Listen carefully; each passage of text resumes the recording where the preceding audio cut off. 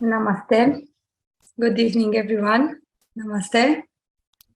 Namaste. Happy to be with all of you. Today we will continue the same theme as last time. Today, part 2 on developing emotional individuality. As usual, you may send your questions during our conversation in the chat box directly on YouTube, or you may send beforehand your questions at our email ID integralstudies.in@gmail.com. We will be taking some questions on the same theme. And I will start with Maya's question. A very interesting topic on emotional individualization and the psychic being, her comment. I hope we can talk more about national identity, especially in a globalized world where children grow up away from their ancestral home and move around a lot. There is often a lack of stability and grounding. Sometimes people who live in many different countries become good at becoming a chameleon and quickly adjust to the mood of a culture, country, but at the same time feel a sense of imposter syndrome or confusion over national identity. Is the rise of the global citizen as positive as it is made out to be? It's a very great question. Yes, and very important and very nuanced also. There are many aspects to the question that we need to touch upon. But I'm putting it in the context of this discussion that we began last time, where there was a particular emphasis in one of the early questions about the role of our sense of patriotism or national identity and things like that. And I had pointed out that innately every child seeks something of that and even yearns for symbols, representations, sources of inspiration through which to find a sense of identity, individuality, and a belonging to. So initially it's your family, but then something larger, it may pass through clan, tribe, etc. But presently the mood of nature is to, or the mood of the divine will behind nature, is to use the base of the national identity. This is, of course, spiritual essentially, and layered to that something civilizational, cultural, and so on. It is not merely a piece of land, it's not merely an aggregation of common interests. And for these we read Sri Aurobindo's description of what forms the nation identity some couple of months ago, and a little bit last time about the 3 steps of God in this movement towards universality, of which nationality is one of the steps. And so I'm putting all this in context with what we have already discussed. So with that background, we look at this a little more deeply. So Maya speaks of this globalized world where children grow up away from ancestral home, move around a lot, lack stability and grounding, sometimes living in different countries because of job or because of family or because of some opportunities, economic opportunities generally as it is. Rarely it comes from culture, though that also happens. Somebody is drawn to a culture, drawn to a space for reasons they cannot fully fathom, and often it has to do with, again, soul values and soul identity. And they become very good, she says, at like a chameleon, adjusting to the mood and culture, but also you feel somehow that's not quite you. You're putting up a surface, an appearance, and sometimes there's a confusion. As I know many people whose ancestors are from India, but they were born in a different country, and then they struggle with what that identity represents. Because many of them will just say, oh, I am now of this nationality, and that's it. And yet there's a very strong pull to the roots. And all this comes in a context where increasingly we see this phrasing, even I will say, this idea of a global citizenship. And it has a very negative side as well as a positive side. The negative side is a kind of a complete uprooting. I remember it is one of these very strong leftist activists in India. She was given a lot of prominence by the left-controlled media, and maybe 2 decades ago, there was a full headline, front page of a national journal, where she comes out with this statement, I am not an Indian, I am a global citizen, etc., etc. And it sounds dramatic, but is it true? What does it even mean to be a global citizen? What is your identity then? Is the globe the identity, and what does that mean? What is it in relation to? What are its boundaries, limits? What is in contrast to?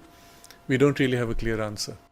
So to me, it seems more like words, not backed by real experience, but in so doing, there is an uprooting, a denial, a rejection, a cutting off from the roots of something very valuable. So remember, our approach in these discussions is always from the spiritual point of view, from the soul's point of view, from an evolutionary spiritual point of view. So we have to understand what it means from a soul perspective. Soul obviously is not bound to a nationality. It need not even be bound to a planet.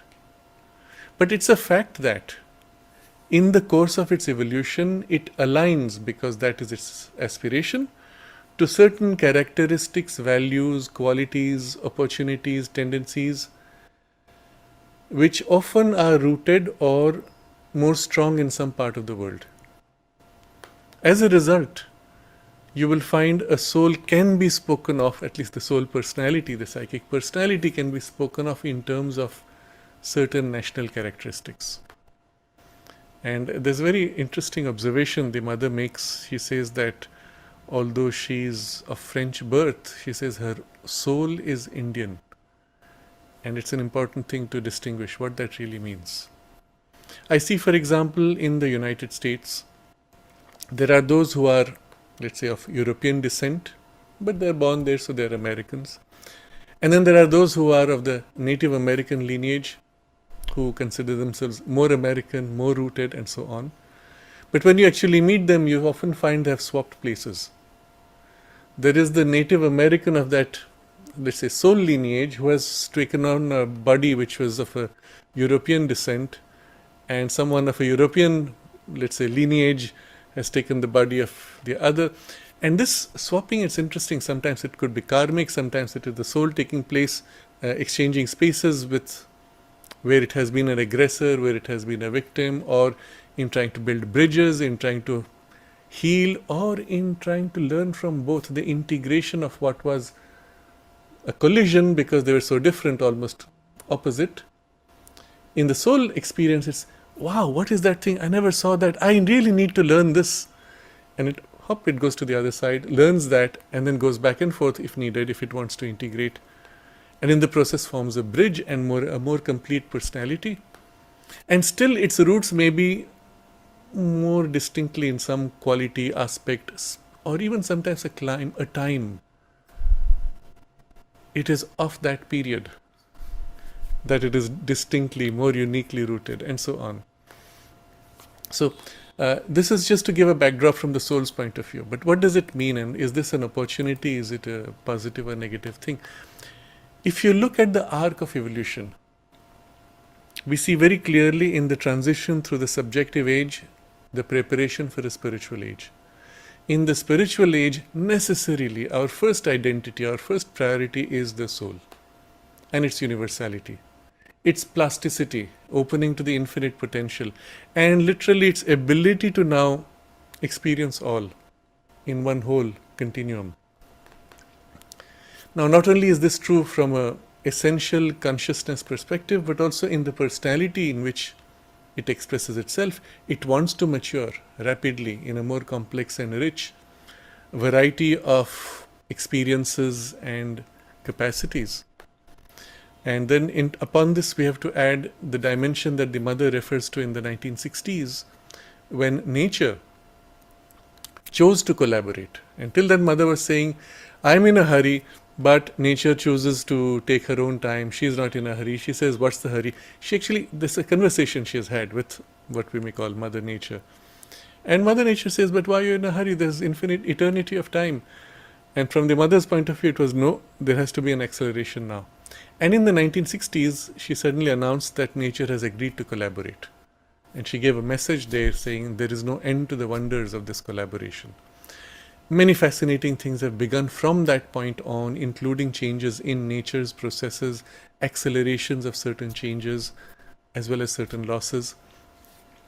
But as part of that, what the mother said was where nature earlier was building specializations and then slowly blending them, nature has decided to mix all these extremes of specialization. And there'll be a sudden surge of across cultures, across lineages, across hereditary, racial, and other types, blend, mixing, crossing of boundaries. And we see that it's interesting from around that period of the early 60s that we see this in a dramatic way.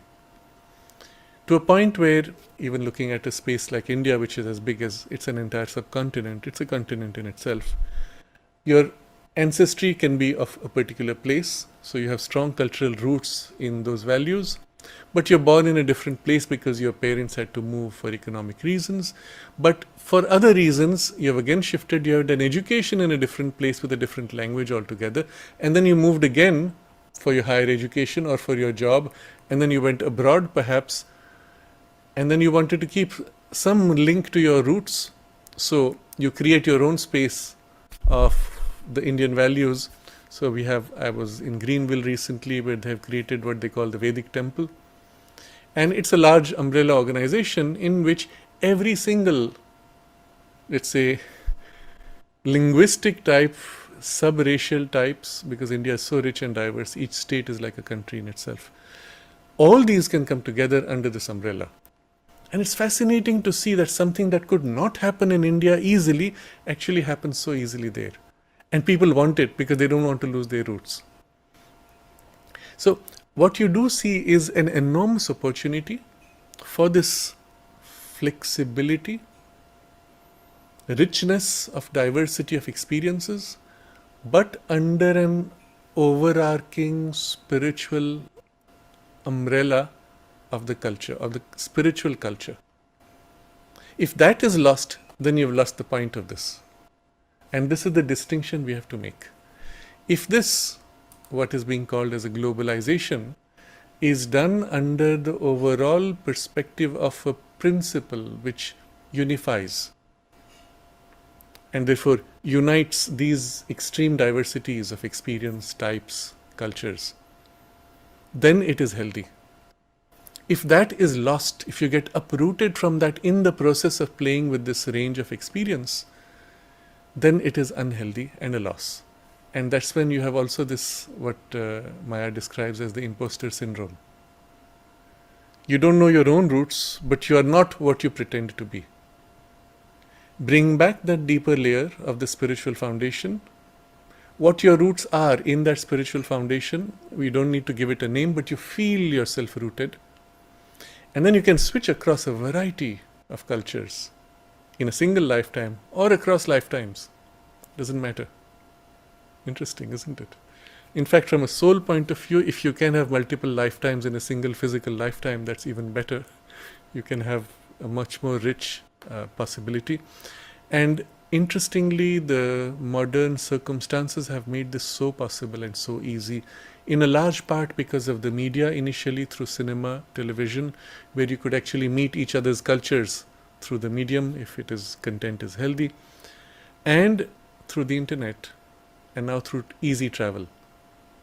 All this has made for a huge opportunity for a rapid efflorescence, richness of diversity and so on, if we do not lose this spiritual rooting. And that's why the spiritual foundations of our education are so important. She makes this comment, you become good at becoming a chameleon and quickly adjusting to the mood of a culture or country. So that part is good. That like a chameleon you can shift your state. It represents a kind of a flexibility, or you're developing a flexibility. Especially if, let's say, because of your work, you have to hop across several cultures. And each time you have to as if learn different values, align yourself like a chameleon to its colors. And the ability to shift rapidly and adapt and adjust. It's a skill. It's a plasticity in your nature which is being developed. It may not happen to many, you may just end up being in one very different culture and so on. Nevertheless, to be able to absorb something of that, its values, its richness, its traditions, the observation Sri Aurobindo makes is that every single culture or civilization, and today in more specific terms, nation, has a distinctive aspect of the soul, of the self, that it represents in its collective life, that it has perhaps built over centuries, millennia, refined certain characteristics and a certain potential in order to eventually gift it to the whole world, while at the same time learning from the specializations of others. This being nature's method, as I said earlier, she pushes to extremes of specialization and then she mixes. And this she does with civilizations also. And so to really appreciate how this works, you have to really read Sri Aurobindo. There is no other who can describe with this kind of precision, depth, and sweep across time, across space, across cultures.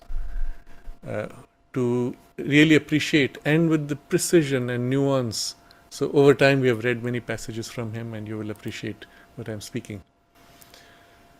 So finally I come to the last part of her question where she's speaking of confusion over national identity. And that's a different issue. It can happen, for example, a person of Indian origin now in the United States, and you say, I'm an American. I've met people like that. And sometimes you have to actually go behind a couple of layers to feel, that's where his Indian quality comes. Interesting. It's there. It's not gone. And yet there's something which he has got. Sometimes it's clear there's a coat of paint, which is thick.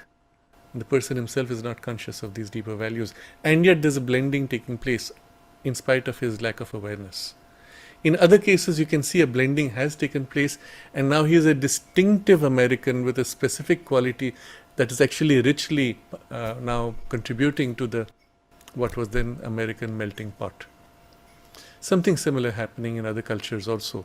Not always in a healthy way. Sometimes you have an invasion. So you have war refugees who come. There is no adaptation, there is no interest. Sometimes there is a hostility to the country and to its cultures, and they form their own little pockets which are even violently against the national values. You saw that in France recently when the riots took place. And this is not healthy. This is actually an ego colliding with, another national ego or a refined culture. And a conflict of values. Sometimes you have a coarseness and barbarism hitting against culture. And that also is a problem. These are not healthy. These are not helpful. But having happened, we can make the most of it. In that there is an effort now required on both sides to survive when there is the pain of the conflict. Both sides make an adaptation, make an effort. But it can only happen if both sides choose to do. If one side says, no, I will not adapt, or I will adapt only superficially in order to eventually conquer the other, then it's not going to work, and that is extremely unhealthy. Sri Aurobindo refers to this when the Islamic invasions took place in India. He says that India has a track record and a quality of assimilating whatever comes to it by any external invasion or participation of any kind. But he says you cannot have harmony unless the other side also accepts this value of learning from the other and adaptation. And this is where it was a problem.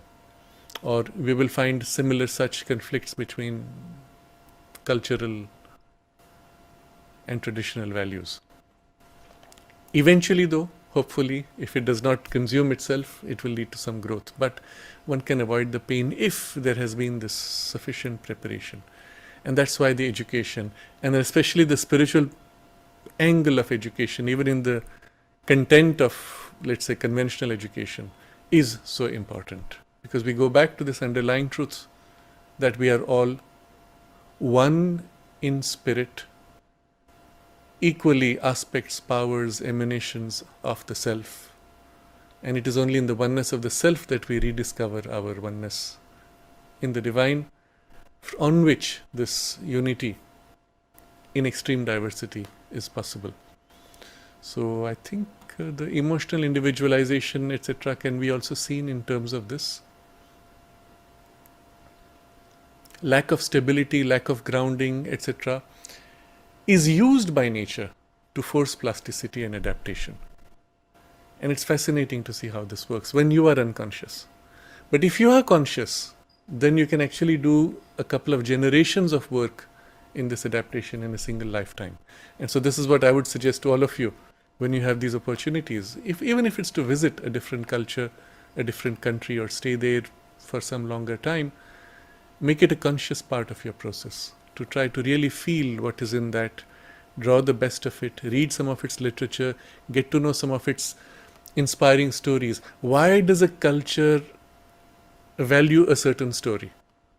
And sometimes the stories are tragic, sometimes they are painful, but what is it that it catches? And you draw something of great value. I think that's as far as this question. We can go to the next then. We have 3 questions we will answer, hopefully, from Rahel.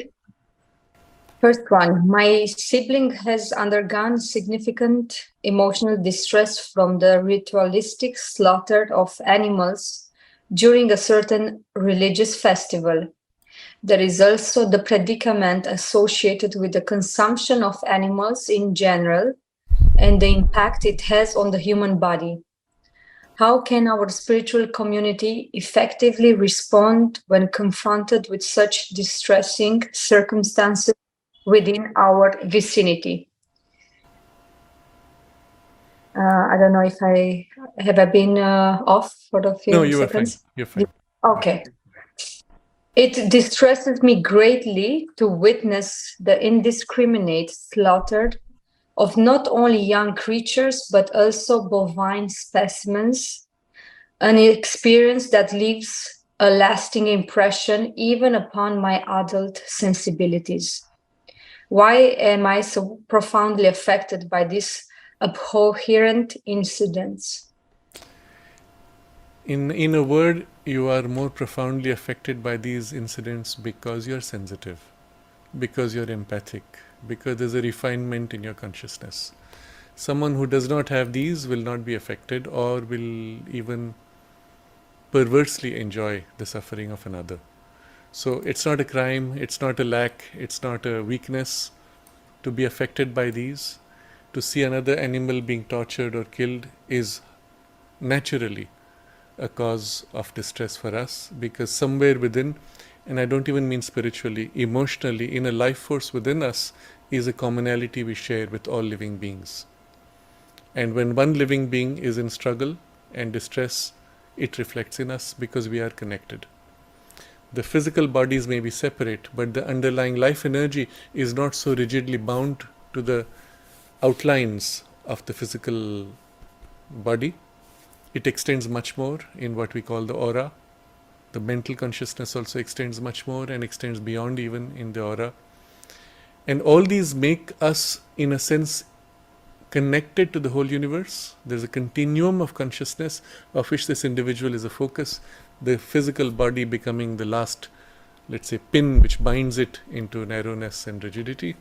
But all those other layers are constantly in interchange of various kinds. We are not conscious on the surface, but on the inner layers we are in continuous interchange with anything that's happening around. Sometimes with no physical, superficial awareness of it, on a deeper level there's exchange, awareness, knowledge, energies received, put out, etc. Now with all this, obviously if somebody is suffering intensely, it reflects immediately in us. You will remember also the incident the mother narrates of one of her friends who took non-vegetarian food, although that was part of the culture, still because she was very sensitive. When one day she took, I think it was the chicken, that night in her dream, in the sleep state, she experienced all the suffering of the chicken while it was being plucked, while it was being killed, and so on, and all that her body had received through the meat that she ate, because it's there. The emotional trauma, the stress, the distress, the imprint of the emotions, it it does not always need a physical object, it can be in a space. So in a space where people have suffered, you can walk in a couple of centuries later and you'll still feel, oh, this was a place of great suffering. I remember going to a church it was in Germany. My host took me to some village, and then just a small village and then a church, just like that, at random we were driving through. And it was apparently one of a famous church. Entering it, I felt first a heaviness. As we approached the altar, it was getting worse and worse. It was dark, heavy. Even for me, it was suffocating at a certain point. I couldn't make out why. And then as we came to the back of the altar, they pointed there and said, see here, that's where the dungeons were, and the prisoners would be put there and tortured. Now, obviously, you do not mix the vibrations of torture with a spiritual space. Otherwise, you have this. And the imprint of that was still there, very strong. That's the interesting thing. And many such spaces, they exist all over the world. It's equally possible for somebody to come with a very clear consciousness, or by various means, sometimes ritual means, to dissolve such formations. Bring back clarity, light, and peace. Free up any space. So it can be built, it can be dissolved, modified, and so on. But all this is to say that it's happening in any case all the time. When now you see it happening before you, and you feel yourself helpless to protect, which is the instinct of your life energy to save another life, then it is that much more painful. So to come back to Rahil's question, yes, of course, your sibling is equally sensitive, and the emotional distress is traumatic. And then, of course, the fact of having to eat afterwards the same meat. I remember it was in a Buddhist convention, because in certain countries, I think in Thailand and others, the Buddhists are allowed to eat meat. Well, because that was the tradition, and so when Buddhism came, it kind of co-opted the existing tradition. So not all Buddhists are vegetarian in there, etc. But still, there is the general sense of non-violence implied, and not to cause harm to other living beings. And this lady narrated an incident where they had gone to a shop, to a hotel, a roadside hotel, and they asked for food. And at some point, a chicken came screaming, running through the dining area. And the cook, chasing the chicken with a knife, grabbed it in front of everyone and took it screaming back into the kitchen. Just that one incident was so traumatic for this lady and some of her friends that they stopped eating non-vegetarian food at that point. But this is just to say that if we don't face it, as long as it's done in a sanitized way, completely cut off, and you buy, a lump of meat packed in plastic with suitable coloring, you don't notice it, but the energetic content is there, but the trauma to you may not be so strong. But when you do see it, you have to face what happens. So, how can the spiritual community effectively respond? Well, by making you aware of the consequences, implications, and then letting you make a choice. Indiscriminate slaughter that you refer to, yes, certainly should be avoided, especially of the young and of the species which are more evolved, more conscious. Certainly they suffer more because they are more individualized. So from a spiritual point of view, we make a distinction between meat from a being which is sufficiently individualized and therefore suffers, and the act of killing interferes with the normal evolution of the individuality, from other animals which are much less individualized, much more in a collective consciousness, of which then a few could be taken without seriously affecting the collective unit, which is often the case with many of the smaller fish. Not so with whales, not so with dolphins, but with many of the fish which act as a group, what they call a school of fish, where all the fish, maybe 1,000 of them may be swimming together, and all at the same time turn. It's fascinating to see those videos. Or birds, when they fly, not all birds, less individualized ones, they fly in a gigantic flock of 1,000 birds, and all of them turn at the same time. You can actually feel when they fly in this way, you can feel it's one individual moving around through so many bodies. And occasionally a few break away and then they get pulled back because the collective is there. So you could actually take a few from those fish without affecting that, and it might be acceptable from this point of view, that you're not interfering evolutionarily. On the other side, there is also the practical necessity for people who are used to eating meat, where the biology is already adapted to it. You cannot just stop immediately. And so you have to look at the practical considerations. If you were living in Eskimo land, you don't have green uh, leaves or vegetables.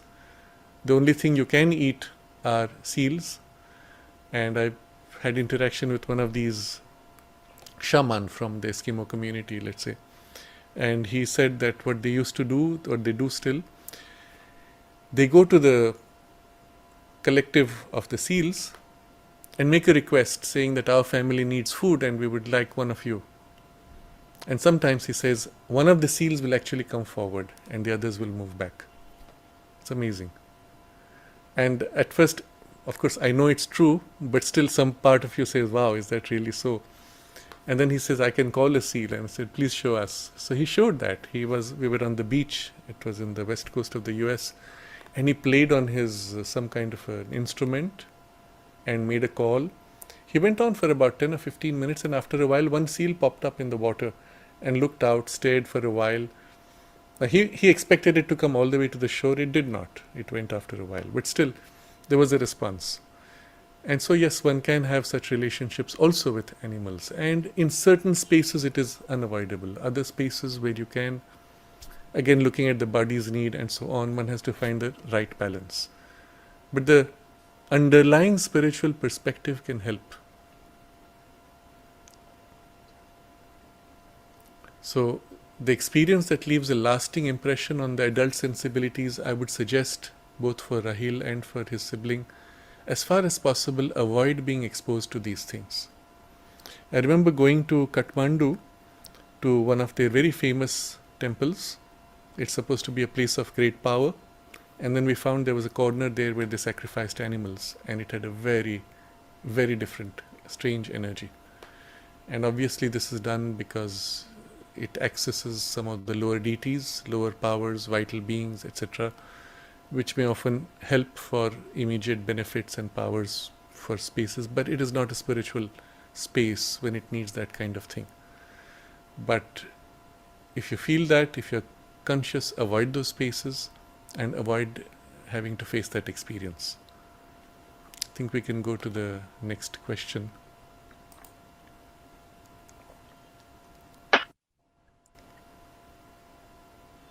Rahil is addressing another question, very interesting.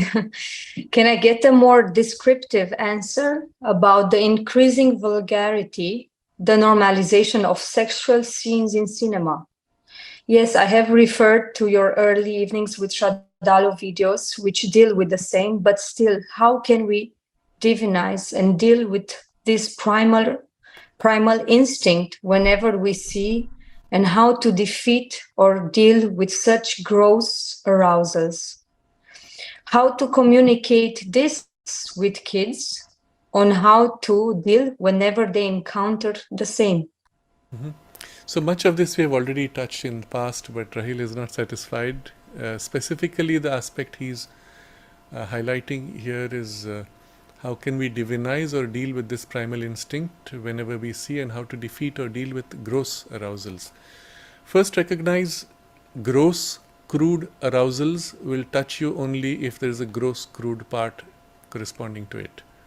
So if you look, for example, at some of what could be called crude, coarse cultural forms, let's say, of certain communities or tribal types, etc. You can watch them as a novelty for how long? For a few minutes. And then after a while you say, okay, I'm bored, let's get to something more useful. If you live at that same grade, you will say, oh yes, this is so good, I would like to have more of it. If you have already passed through that grade and you have far more refined enjoyments, you'll say, ah yes, that's an interesting novelty, now what? I look for something more. In many cases for such things, the initial novelty and the fact that it is a forbidden thing and therefore triggering curiosity is a starting point where you say, oh, what is this? How does it work? So you want to know more. But having known sufficiently, you say, oh, that's crude, that's coarse. You want to move on. So the question really is, what is your current level of values? And we may say there are parts in us which are attracted to things because those parts are still crude, but they are relatively smaller parts compared to the bulk of you. If that is the case, then it's not such a big deal. The danger, though, is in the formative years of children that you expose them to crudeness and thereby prevent the refinement by pulling down the external tendencies, natures, habits, and binding them before they have a chance to evolve sufficiently to be free. That's where you have the biggest problem. And so it is extremely important with children to not expose to crude things, rather to help refine. And then to the extent that the crudeness already pops up in life, well, that's the nature of things today, make them recognize this is coarse, this is crude. And notice that there is something more refined, more joyous, more fulfilling, more beautiful, and so on. If this upward turn, the joy of growth, the joy of beauty, the joy of refinement, the joy of culturing, refining, has already been set, then when these things come up, at first there might be a kind of a superficial curiosity, and then you say, okay, been there, done that, now let me go on with something more worthwhile. What is interesting is if you take even a space, let's say much of this now today comes from Hollywood. If you go to the United States and go to a typical family and ask what would be more interesting for you, to watch some crude, coarse, primal instinct programs, or to watch something which is of a classical music, dance, etc. I remember reading somewhere way back, some 30 years ago, in a poll that they said some 80% of people preferred the refinement. Why? Because, well, that's available. Been there, done that now. Give me something more useful. There's a part of humanity, though, which may degrade, which may get hooked because already the baser instincts are too strong. And the refinement and the impulse to refinement is not strong. And this is the reason why there will be a split, there will be a division in humanity itself. It's already started, we can see that. And it's what the mother referred to in the 60s. Although she referred to it much more from the spiritual point of view, those who choose to evolve and those who reject or refuse to evolve. And the split formed from that. But it comes to this in external terms, in terms of values of civilization and not vulgarity, but refinement and beauty. Now, having said all this, you will see in what I spoke, I primarily spoke of refinement and vulgarity, not about the sexual scenes. There are cinema which also refine the sexual scenes, or there are those which do it in a crude way. That difference is important. And if it is done in an aesthetic or artistic way, it can have its own value. And to the extent that these things are coming through various cinema, it can be used by evolution to free humanity from what might otherwise remain always as the forbidden attraction. And the fact that young children often grow up seeing these things, as long as it's refined and aesthetic, the novelty of it and the attraction of the forbidden fades very quickly. Again, keeping in mind the earlier discussion about refinement and coarseness, vulgarity. If it is done correctly, then you see that, you say, okay, so having been seen enough of it, I would rather watch something more worthwhile. So a lot depends on how it is handled, how it is spread, and in what way you have prepared the younger people.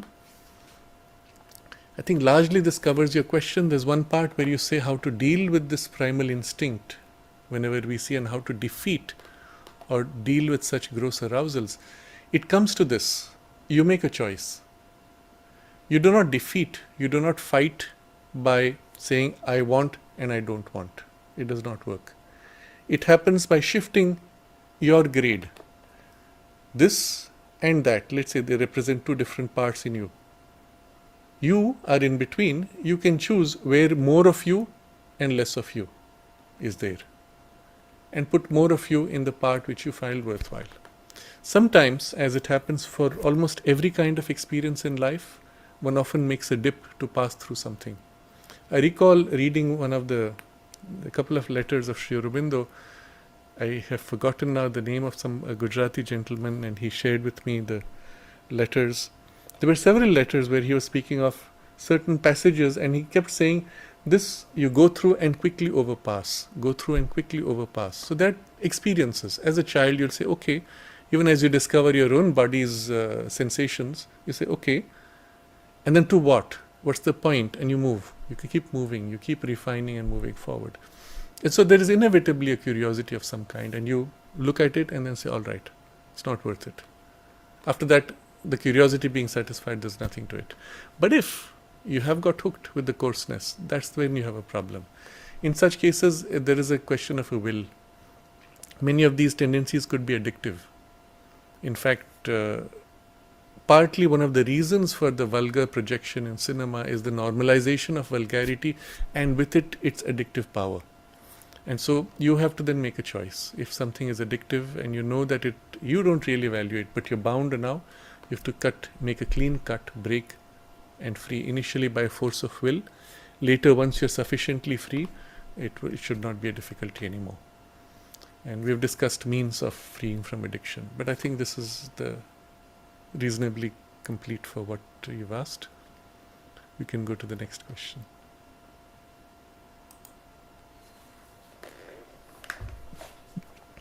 I want to know more about the existence of deities and the 24 interlocking spheres of existence.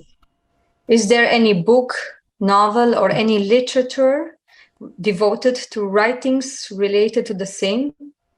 I would also like to see your recommendations of books besides Sri Aurobindo. Thank you.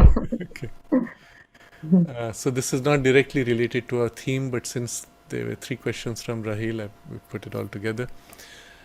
I looked on the internet looking for this 24 interlocking spheres of existence. I couldn't find anything. So I don't know really where you're getting this vocabulary or this phrasing from.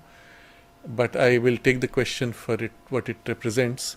You see, Sri Aurobindo discusses in the synthesis of yoga the nature of existence, the nature of reality, of course in the life divine also. But in the synthesis of yoga, he makes this very interesting observation. He says, when you try to map out all the gradations or levels of reality, there are many schemas you can create. There are many ways of looking at it. Because remember, what you're meeting is in fact the infinite, with infinite potential. You cannot bind the infinite with infinite potential into any system. Whatever system you create, there will be exceptions to it. So you will find across the world, across various esoteric traditions, classifications of so many levels of reality, so many worlds, so many spheres, powers, gods, deities, etc.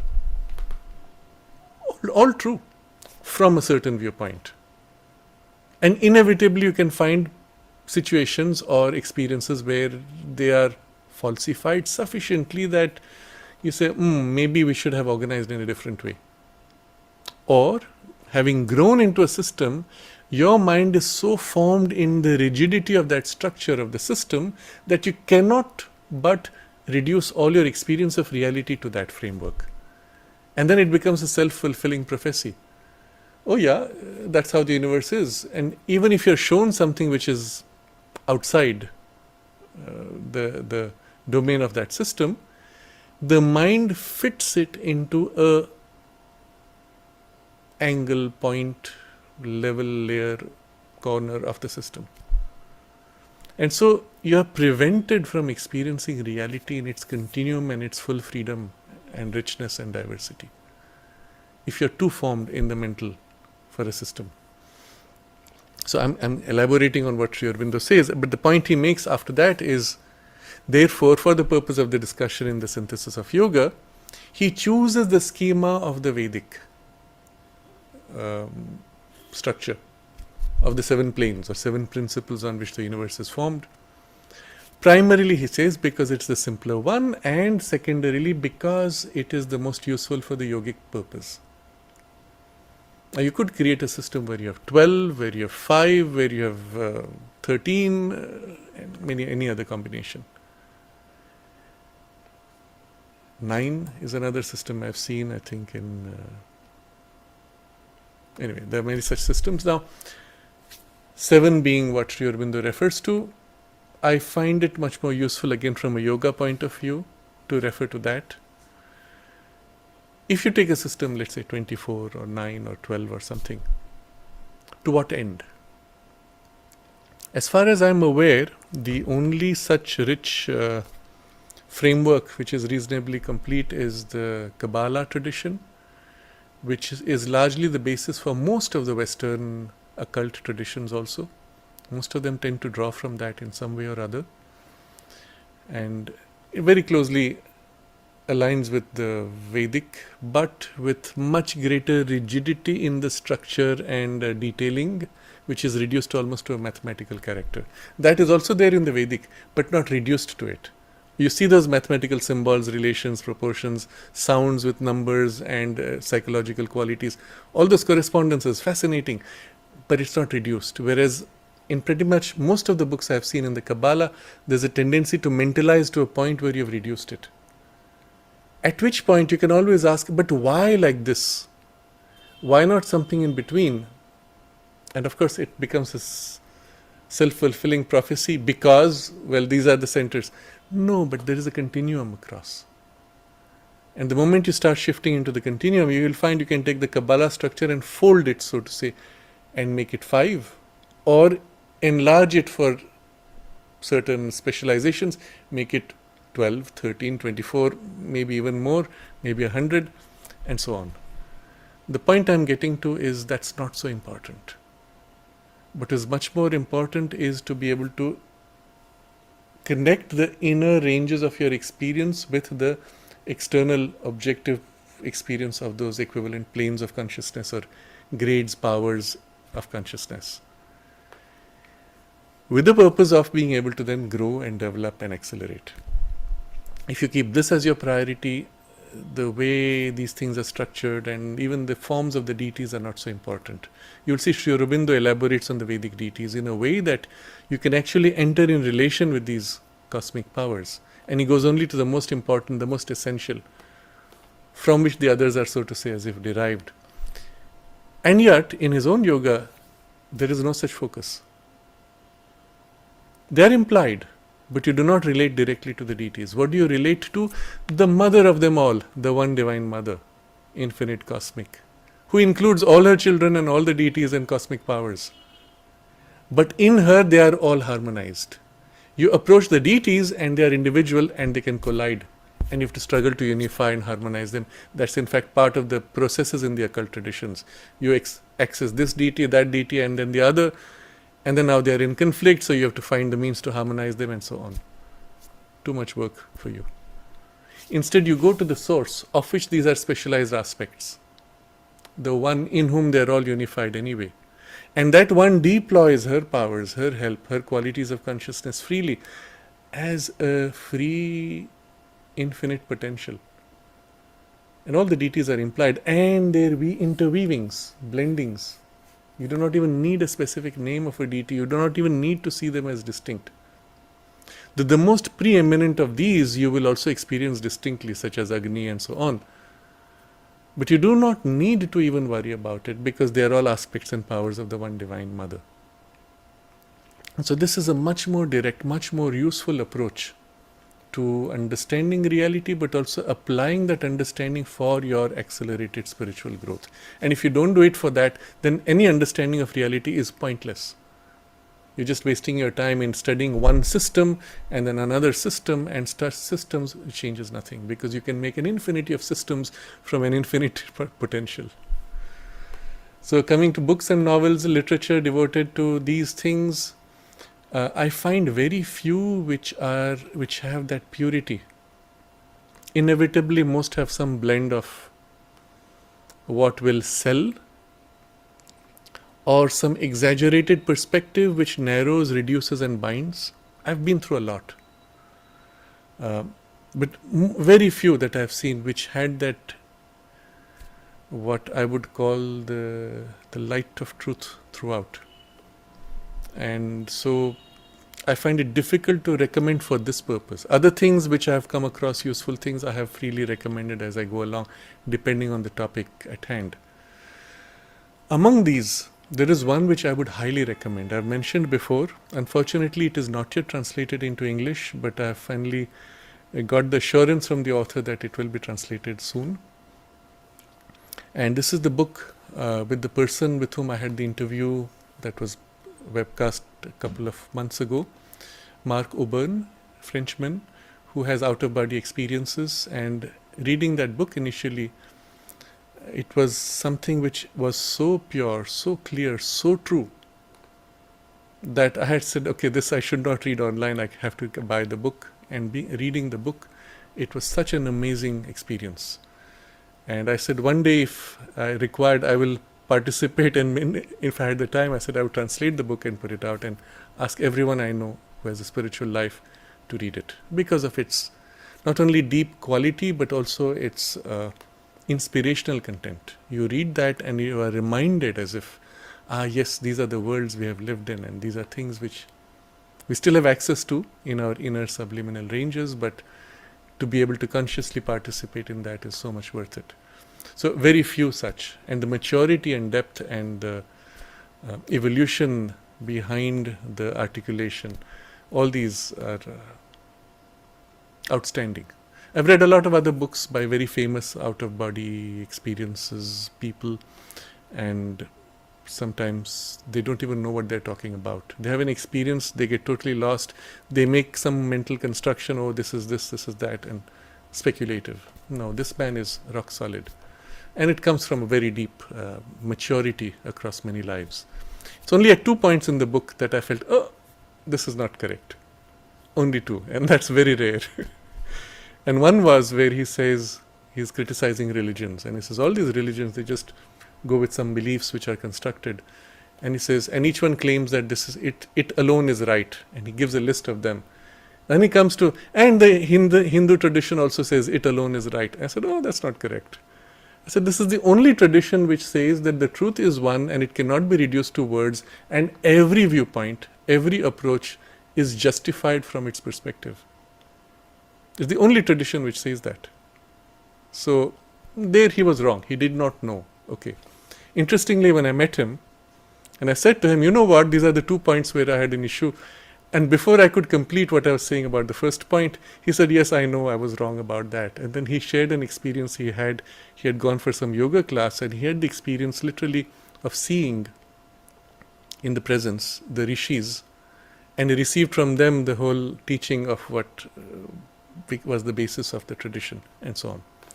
The second point where I had this, oops, something is wrong here, was way down in the book, as reading through, and he says, so I've come to this world and I'm fed up with it, and once I finish my work, I leave everything and go back. I said, he has missed the point of coming here. That's not it. I've not had a chance to discuss with him. But, these are nuances which you might say are trivial. But to me, if a person does not have a clarity and a purity of the teaching, I don't recommend exposing yourself unless you have already sufficient discrimination that you can remove the things that are not right. Especially in spiritual matters, because especially what you read in the early years goes very deep, because you're drinking it with full trust. And it shapes you. It shapes you in a way that's very difficult to get free from.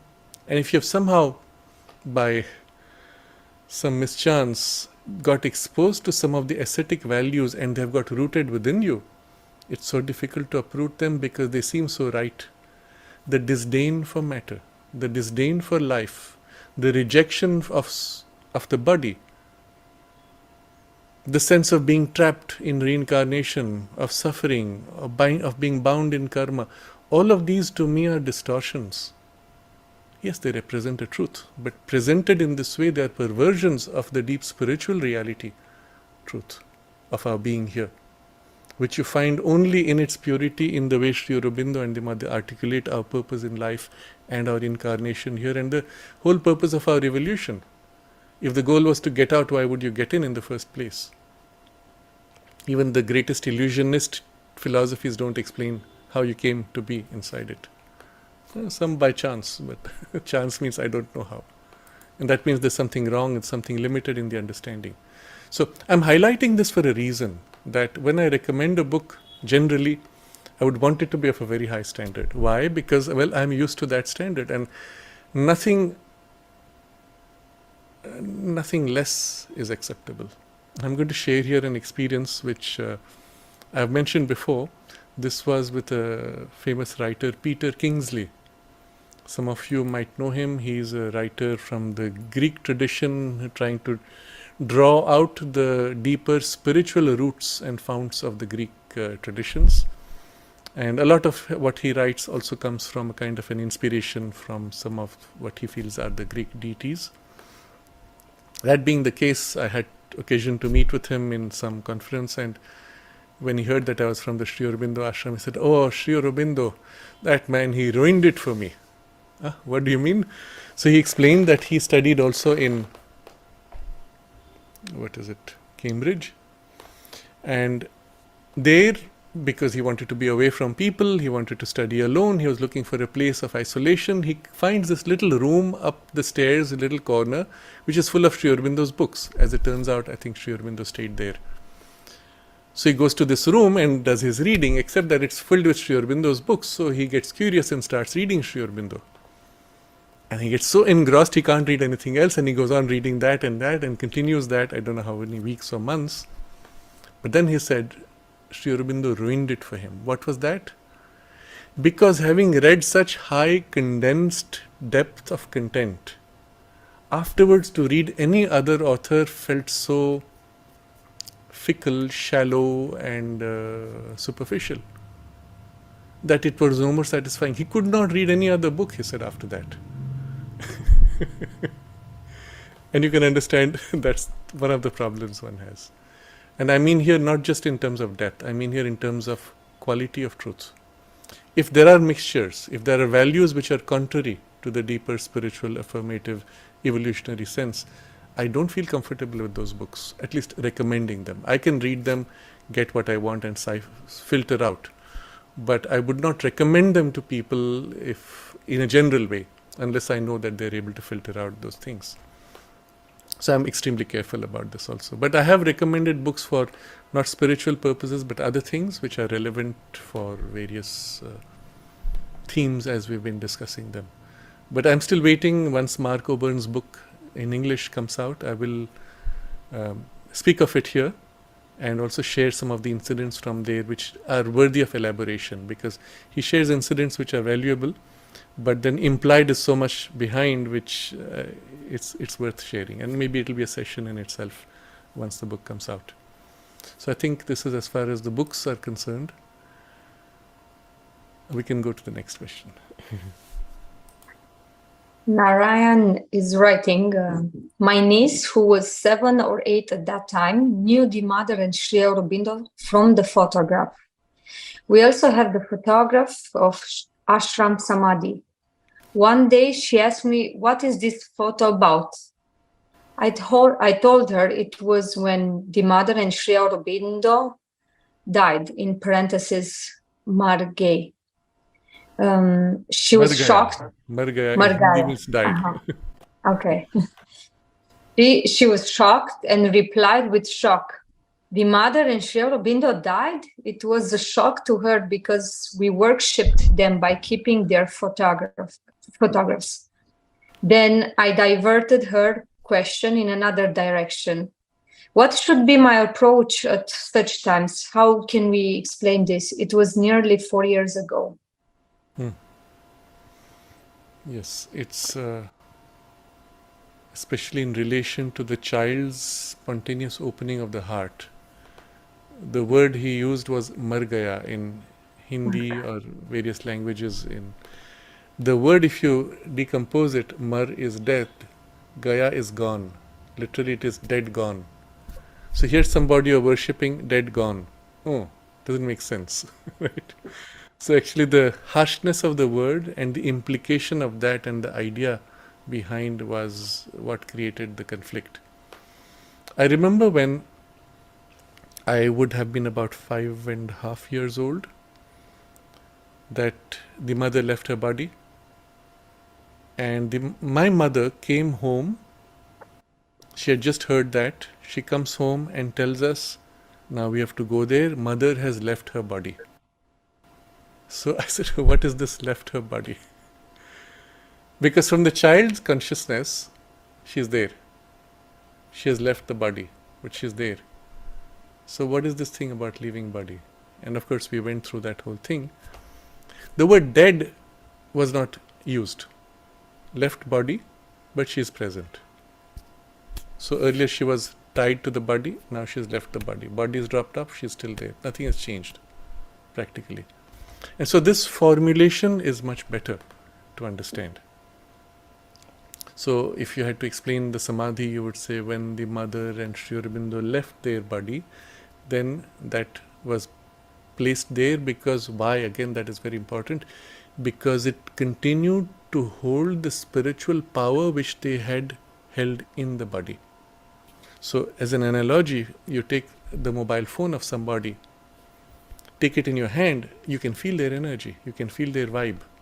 Those who are very sensitive, you can take any object used by a person and begin to describe the person. Give it to a dog, the dog can smell and find that person wherever they are today, right now. Isn't that amazing? You cannot explain this purely in physical terms or even through a sense of smell. You'll see the dog is sniffing very close to the ground and chasing a line, but the person has not gone on that line. But he'll move around until he catches the scent and then follow the scent. And interestingly, the scent stays even if there's a wind.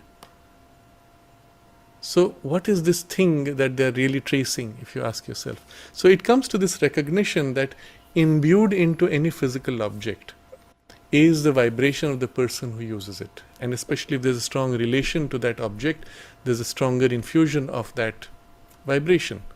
Something you have loved, something you have cherished, something you have used with skill, with consciousness, with attention, with intention. Well, obviously they hold more. Now, what's the one thing we all use in our life the most? Well, our own body. And that's the instrument, isn't it? I remember when my teacher, MP Pandit, when he was about to leave his body, he left in March, and about October is when we have the Navaratris, the 9 days, the 9 nights, the sacred nights, and completing in the 10th, which is the victory. It's a ceremonial 10 nights, 10 days. And among them, I think the ninth is the one where, because of certain historical associations, you worship all the instruments. And so it was traditional. He would do it in his own way. He would do a prayer and then he would take some flowers from a plant and then just put it on certain objects. You know, the refrigerator, at that time there was the radio, and any machine instrument, sometimes the pen. So he just did that, and then having done everything, he said, what else? And then he took the last flower and put it on his head and said, thank you to this instrument, his own body. And I think it was 5 months later, 6 months later, that he left his body. But already in his consciousness, the stance had been taken. He had begun to withdraw, that this was the instrument.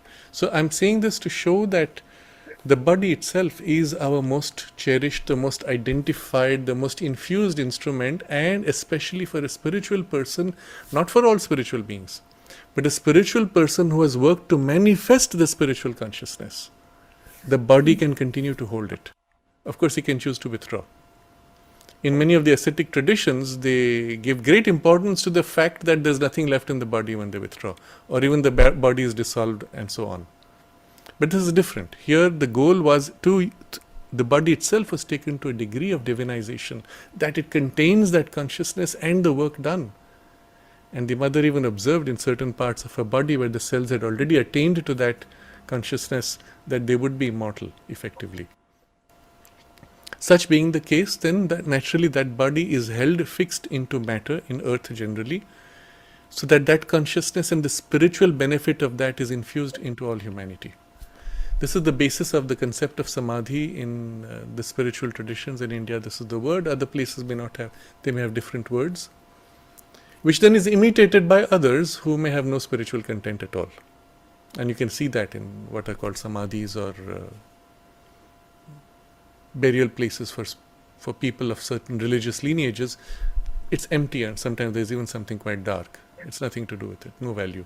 But for those who had that, and I've shared my experience in Egypt, when I think it was the tomb of Thutmose II, or one of these, we're going into that. Initially I was very hesitant. Tomb of, you have all those associations, and entering, it was such a clear, pure, bright, refined spiritual presence. It was amazing. It was a shock, but it was amazing. It was beautiful. And it was the point that in the early years in Egypt, they made these, so to say, tombs in the Valley of the Kings, the burial grounds, only for those who were of a very high spiritual attainment. It was not done for everybody. And of course, the pyramids had nothing to do with that.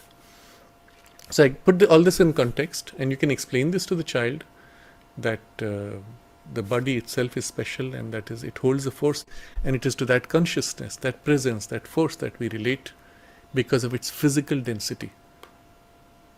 And the mother and Sri Aurobindo are always present. And you can use this vocabulary, say it like this. The phrase mar gaya, dead, gone, technically is wrong, and that is what created the shock, but it is actually wrong.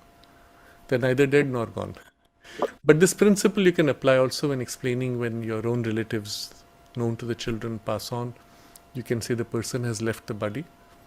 Technically, though, one would say someone has left the body when they have done it consciously.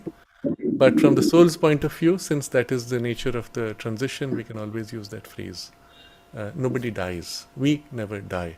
Nobody dies. We transition between levels, take on new bodies, shift to other levels, take on new bodies, and that's all there is to it. This should be said very clearly to the children, so there is no confusion and no misunderstanding of what this transition represents. We can go to Revati's question from next.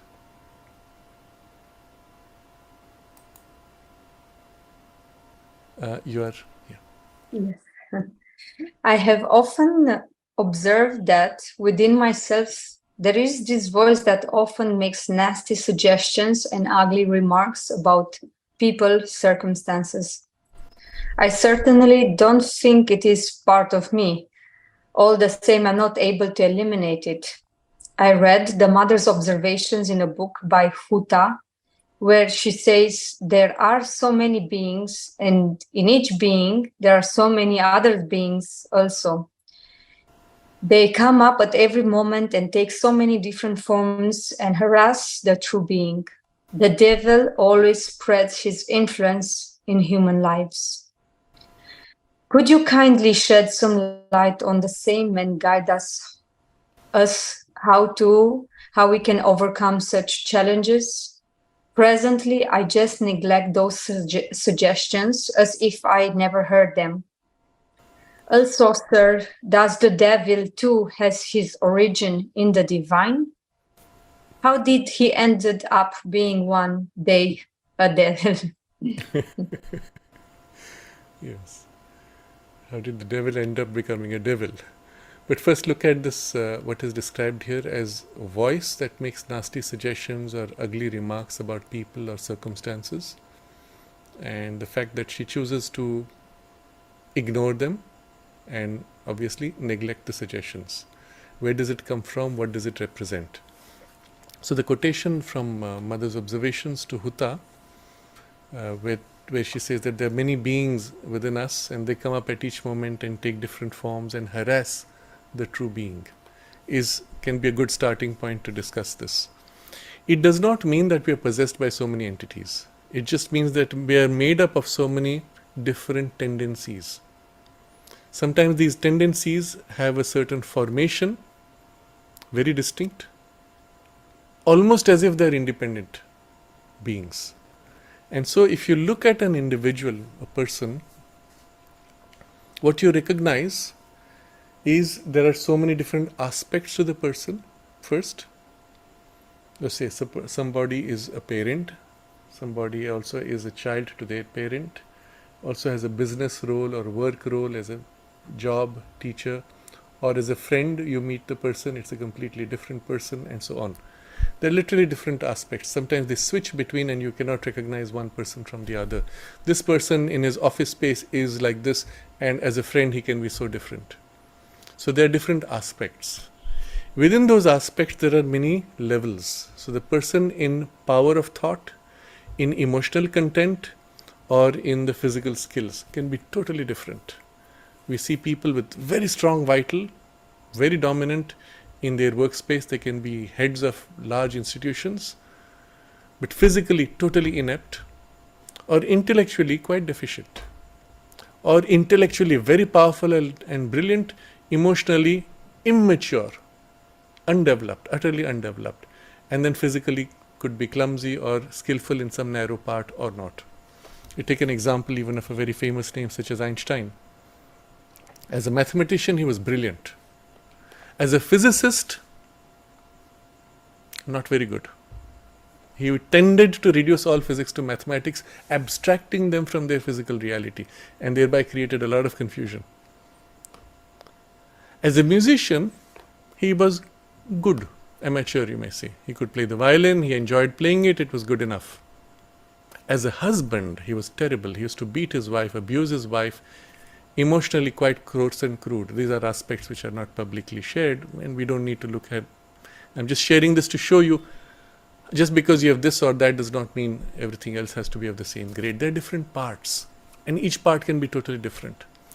And within those parts, you have different sub-components, sub-parts, tendencies, impulses, each pushing to fulfill its own habitual nature, tendency, impulse. Some of these are formed by repeated habit. Some of these rise as a tendency of your nature, inherited or otherwise acquired, which have become now reasonably permanent, or having come up, they have formed a new habit. The part itself is no more relevant, but the habit remains. As a child, as children, we have all developed certain kinds of habits, some good, some not so good. As you have matured, that grade of consciousness perhaps has changed a lot, but the habit may still stay. I can't fall asleep unless I have first splashed water on my face, or whatever it is, the thing you have used to. Now, all this is to show that we are actually a crowd of people, tendencies, impulses formed. That's why the word used is formation. It's a form which becomes a self-sustaining, independent almost tendency. And this is what she is referring to when she said there are many beings in each being. And there are so many other beings from the true you. Where is the true you? Totally lost in this. Ideally, that would be all the way within in the psychic, or in the part in you where the psychic presence is most strongly, let's say, suffused. That would be the closest to your true center. But this is very often covered by this noise, very often misled, or its suggestions, its promptings are misdirected, diverted, lost, confused, etc. So that's why she says these so many different forms harass the true being.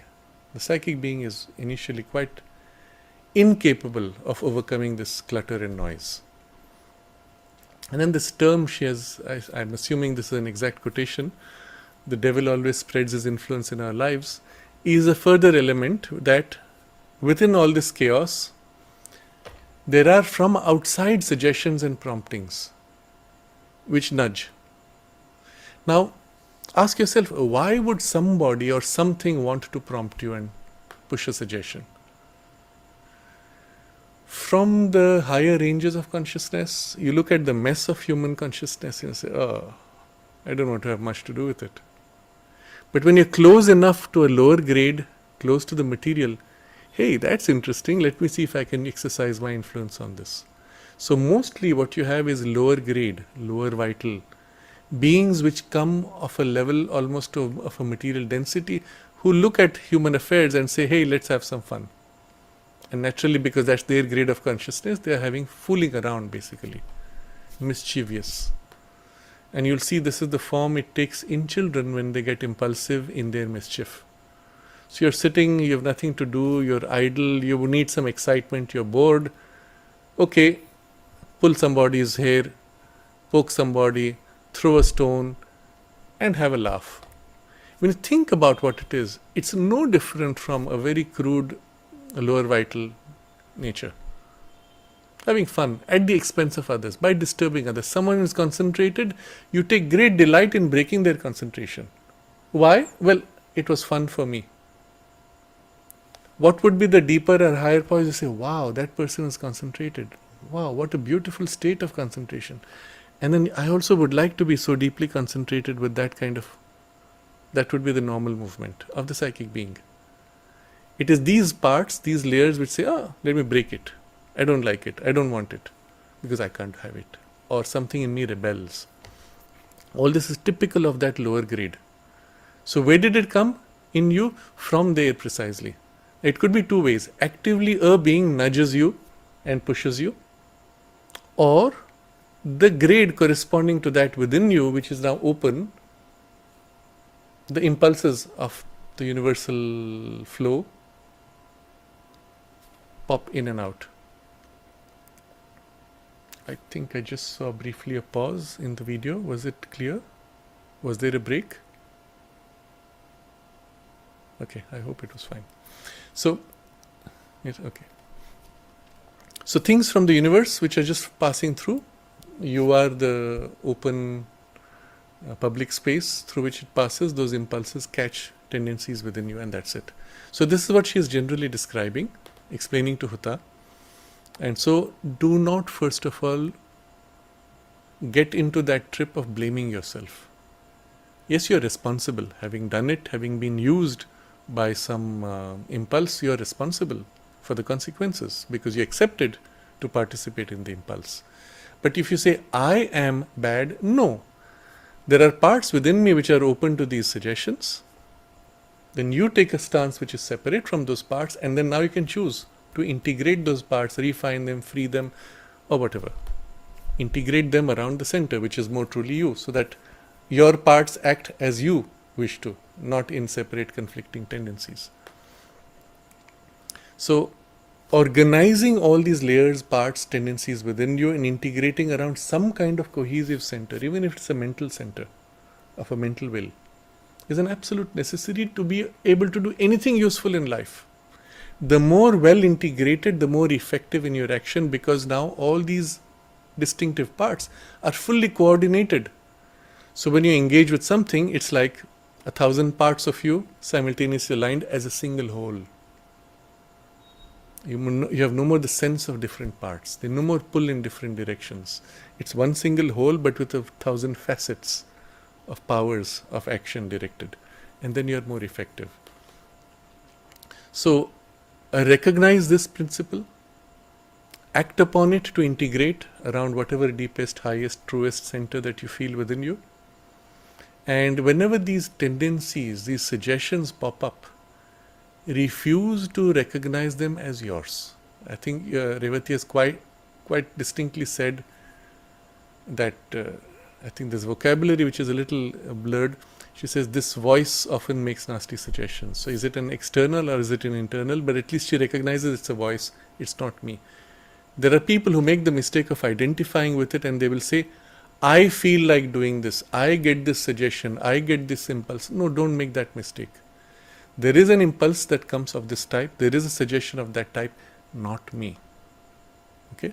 Then you can recognize it comes from outside, or it uses some part of you that is not sufficiently integrated.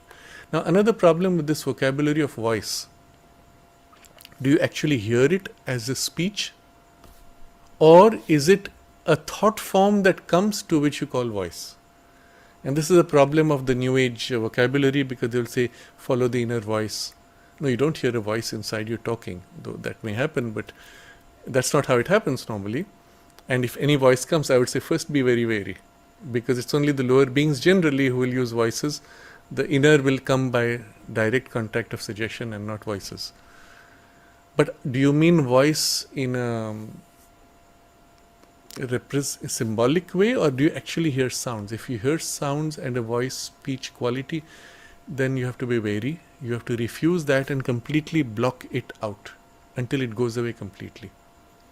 If it's only an idea form, thought form, or a suggestion and tendency that you call voice, then better avoid such vocabulary because it can be confusing and it gives to it a greater prominence and independence than it actually has. So if you find these suggestions of thoughts coming in, recognize they are not you. Very likely they are poking from outside you and catching a part which corresponds to that. To the extent possible, if you feel, for example, the nasty suggestion is something sarcastic, is negative, it's critical, you look in yourself for the thing which would be more truly you. It's one thing to fight a negative. You can keep pushing it out, it will tend to come back because there's an empty hollow there. A much better approach is fill it with what is you. And then the negative has no place. So each time the suggestion comes, oh, so and so is, you look into yourself and say, what would be the truth of my consciousness, of my true being? What is it that I would want to express? Feel that and bring it forward and then express it. It doesn't mean you have to say it in speech, but in thought, in feeling, in form. Oh yes. And fill this space with your positive tendency. When you have this, it pushes out that negative, or the negative feels so petty and coarse against this much more beautiful part that is you, or more truly you at least. But very quickly it replaces those. You're not leaving behind a hollow by throwing out, pushing. You can fight unendingly to push out the negative suggestions, and they will keep coming because you're opening to the universe in the vital, mental, all these layers. The universe is full of them. You're so small. But instead you fill yourself with the positive or things which are more truly you. There's no place for them. Even if the suggestion comes, it feels so superficial, so crude, so unlike you, it doesn't stick, it falls away. And then if there are beings which are pushing the suggestions, they find it boring. Oh, this person is not very useful. Let's go to someone else. That's it. It ends there. So the correct way will be to build the positive, fill yourself with the positive or more true response that is yours. It does not mean that you have to pretend. So let's say something came out and say, oh, that person is so pretentious, self-opinionated. Okay, maybe there's a truth to it. But that was a nasty way of looking at it, making you somehow more superior. Or you look within and you say, yes, the person has that tendency. But is that the best that I know of the person? No, I appreciate this aspect of that person. And maybe there's a point to their sense of superiority. They do have this particular quality which is exceptional. And if they exaggerate the sense of superiority, that's their problem. But it's justified, at least in this respect. You're conscious of that and you can appreciate that. You can still say, oh yes, the person is opinionated, but I do recognize that the basis for that opinionated tendency is something valid and I value that. That would be more true as a perspective. And so you bring that forward, acknowledge it in mind, emotions, actions, response. Again, depending on how the relationship with that person is and the nature of that negative thing, you may actively speak it. You know what, I appreciate this so much in you. Doesn't mean you have to appreciate everything, but in this part you have a lot to learn from them. Hold that before you. And so in putting out a positive energy, you're also pushing out automatically those tendencies which no more have a hook in you because you're full of the positivity. And even in criticizing someone, as I said, there can be a positive approach to criticize. So yes, first step, it's good to neglect these suggestions, ignore them entirely, but the second step, actively fill yourself with the positive until these things no more have a place and actively integrate these tendencies and parts in you. That would be the better thing. The last part of the question is, does the devil too have its origin in the divine? How did he end up as a devil?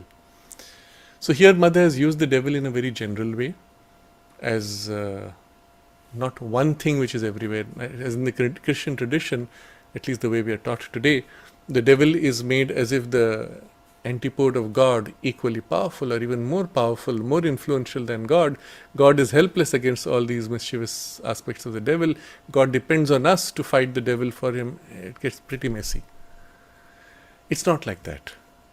There are tendencies in the universe which are, let's say, opposing the divine will, and they too serve the divine.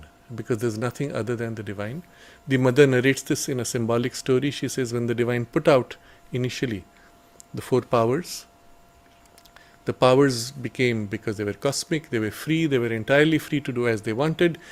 They became so proud of themselves, of their independence, that in so emphasizing their independence, they cut off from their oneness with the divine and became therefore the very opposite. So, and she says, don't take the story too seriously. It's not in the form, but it's in the spirit that you have to recognize. So, it's as if in the intention, the powers put out are intended to have their free play. And in the act of choosing to be free, there is the aspect that chooses to be free from its source itself and thereby turns against. But it's a part. There are other parts of the divine consciousness which are fully aligned, and therefore there is the second manifestation that the mother speaks of, the angelic manifestation, which are put out but not allowed their full freedom. And so they are always linked to the divine will and always begin to be expressions of the divine. We as human beings have as if the play of both. There's a part in us that has the freedom, including the freedom to oppose the divine will, but we are also the soul, first and foremost, and therefore we are never cut off from the divine. And the soul's freedom is a true freedom. It's not a puppet marionette. So in the process of entering as a free individual in manifestation, we are as if able to share the two extremes of this experience in the full freedom. And therefore, in a sense, these two extremes of influences try to seize upon us and make us theirs. That's the truth behind this whole sense of the positive and negative forces playing on us. But if you look at it from the evolutionary perspective, each of these serves a purpose.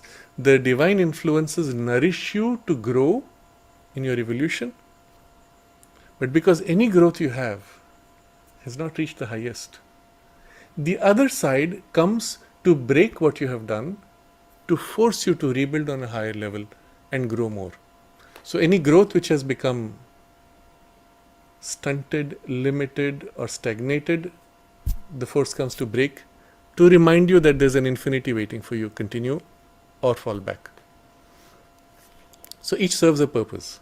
So in the Vedic vision, we are taught, or we are told that the soul is suckled by two mothers, the bright mother and the dark mother.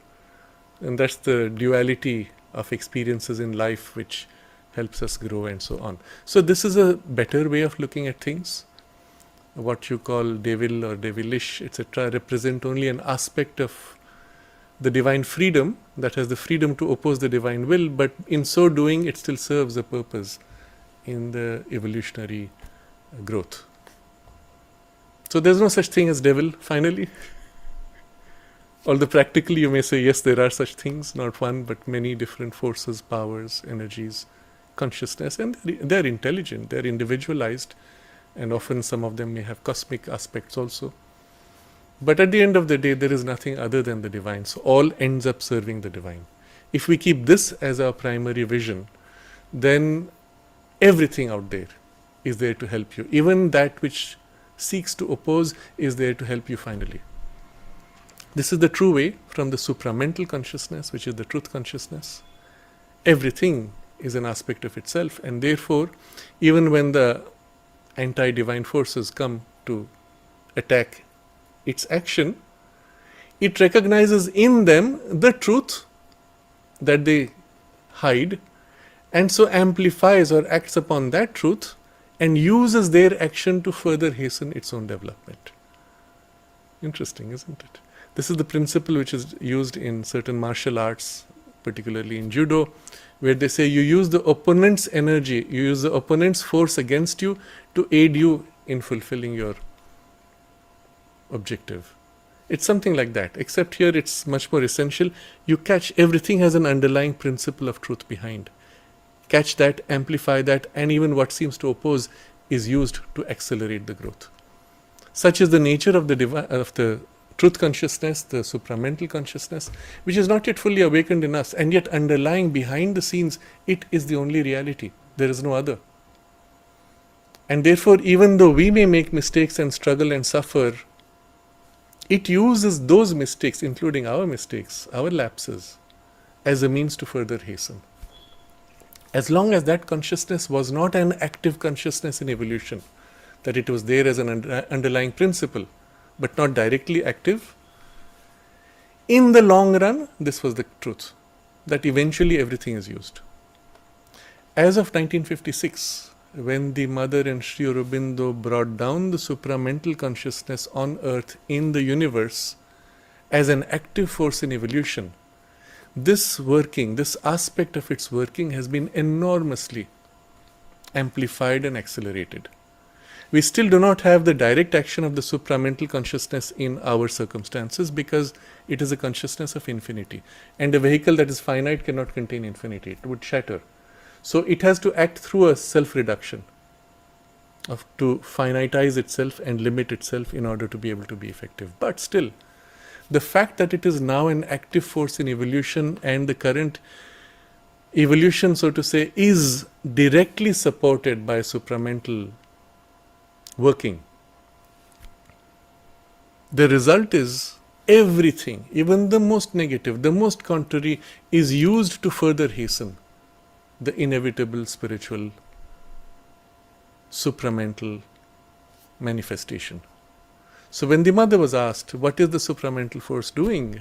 She said, at every moment the supramental force is active to hasten the inevitable supramental world, supramental evolution, in the most rapid way without damaging what is currently present. Now this is very important to understand.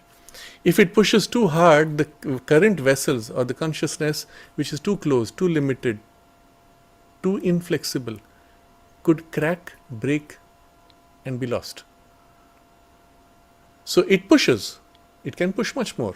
But it knows, because it is truth consciousness, it knows exactly how much to push without breaking.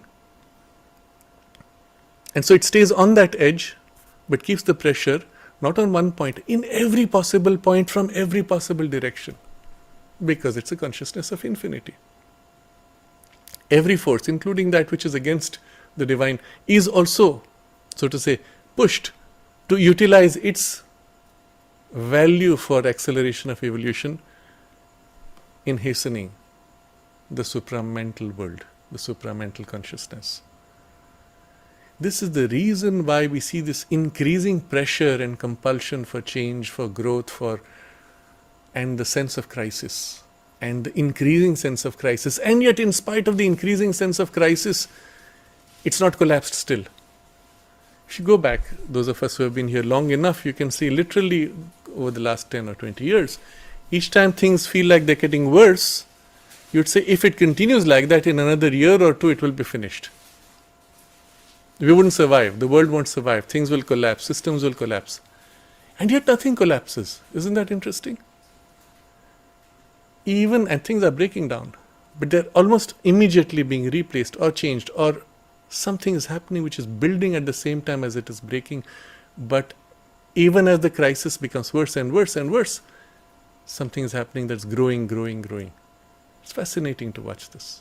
And this is very characteristic of the supramental consciousness working indirectly. When it works directly, when it finds an opportunity, when there's a receptive center, focal point, and it acts directly, you have this sudden shift, which is miraculous on a large scale, and yet having happened miraculously, it seems like the most natural thing. Oh, it was inevitable. It couldn't have been otherwise. And that is its more direct working. So this is where we are now. And this would be an important point for us to pause upon. We will take up a couple more questions perhaps next time, if there is, or we'll change the topic next time. But this would be a good theme to pause upon, becoming conscious that behind all this apparent chaos, increasing tension, pressure, conflict, crisis, is the supramental consciousness which is holding it, carrying it carefully with the skill and perfection which only it is capable of.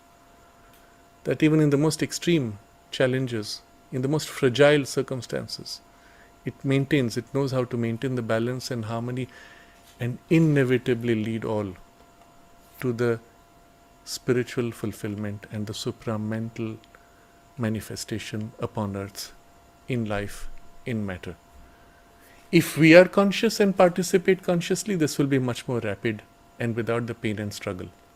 If we are unconscious, it will still be inevitable, but through this pressure, which means for us translates as practically as pain and struggle. And this is where we can make the choice. We align ourselves more and more consciously to this. Let ourselves be open, conscious, receiving instruments, as pure as possible, as clear as possible, no compromise, no mixture. And then it can work more and more directly in you and through you and make this shift. That is our most important work, isn't it? We can concentrate on this theme all together in a conscious collective aspiration.